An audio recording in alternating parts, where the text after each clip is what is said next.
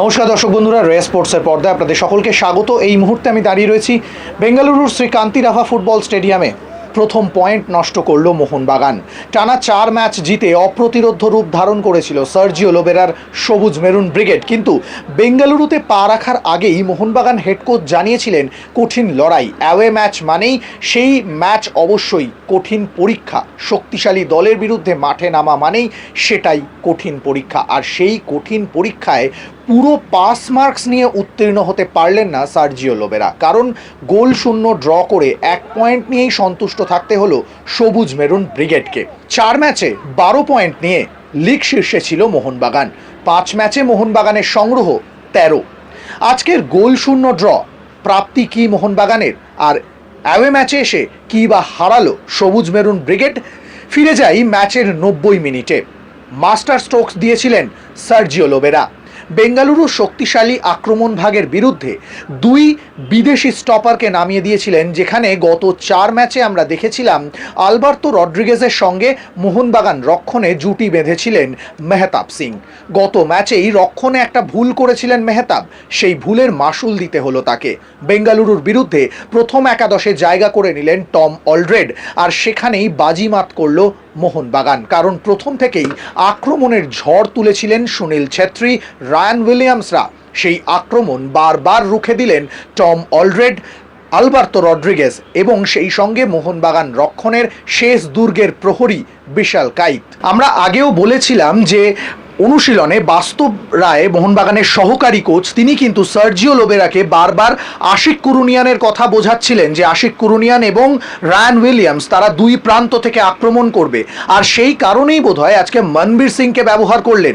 উঠে নেমে আশিক কুরুনিয়ানকে আটকালেন, বেঙ্গালুরুর 2 উইংকে আটকে দিলেন। আর এই প্রথম একাদশে বদল এনেই কিন্তু বেঙ্গালুরুর আক্রমণ রুখে দিয়ে প্রতি আক্রমণের ছক সাজিয়েছিলেন মোহনবাগানের Spanish head coach.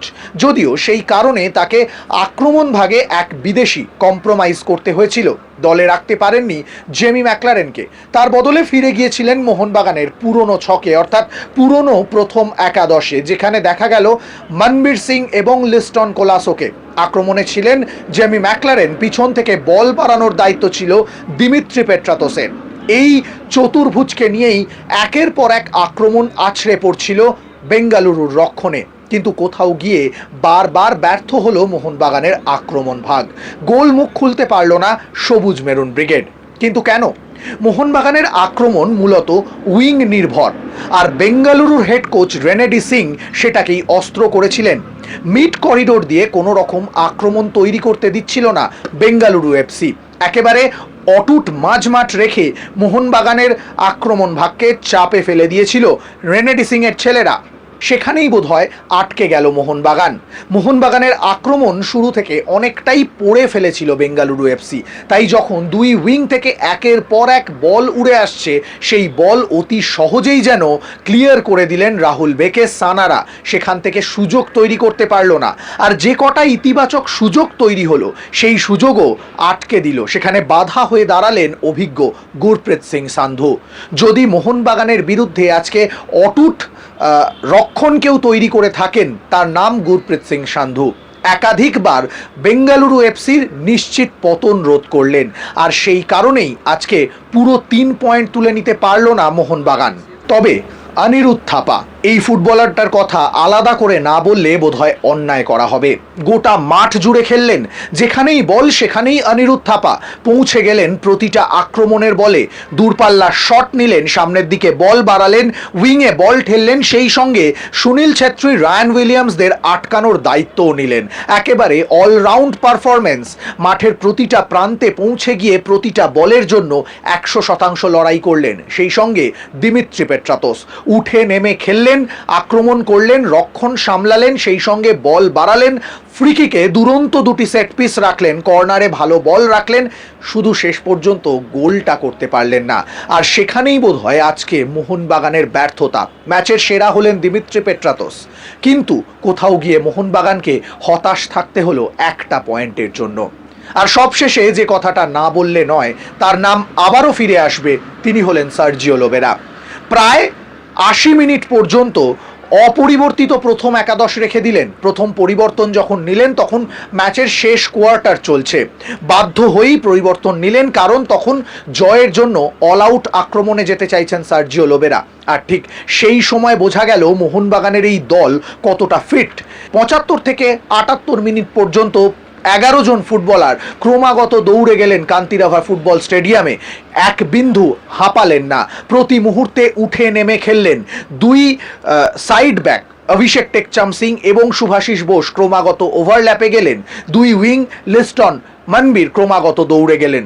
Dmitry Petratos উঠে নেমে খেললেন। আপুইয়া কখনো ডিফেন্স, কখনো মাঝমাঠ, অর্থাৎ প্রতিটা ফুটবলারকে যদি আমরা দেখি, তাদের টাচ ম্যাপ যদি দেখা হয়, সেই টাচ ম্যাপই হয়তো বুঝিয়ে দেবে যে কতটা দৌড়েছে মোহনবাগানের এই দলটা। এবং এটা আমরা আগেও দেখেছি যে মোহনবাগান প্রতিটা ম্যাচে অ্যাভারেজে 500 থেকে 550 পাস খেলছে, আজকেও কিন্তু তার ব্যতিক্রম হয়নি।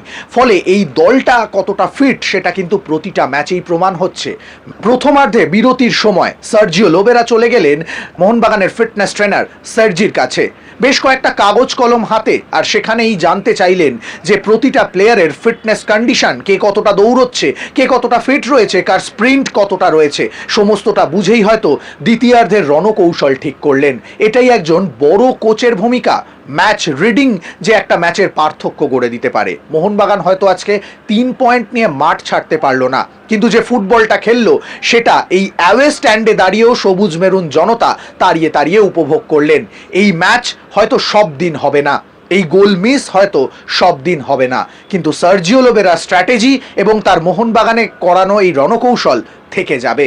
পরের ম্যাচে ঘুরে দাঁড়াবার অঙ্গীকার করল মোহনবাগান ব্রিগেড।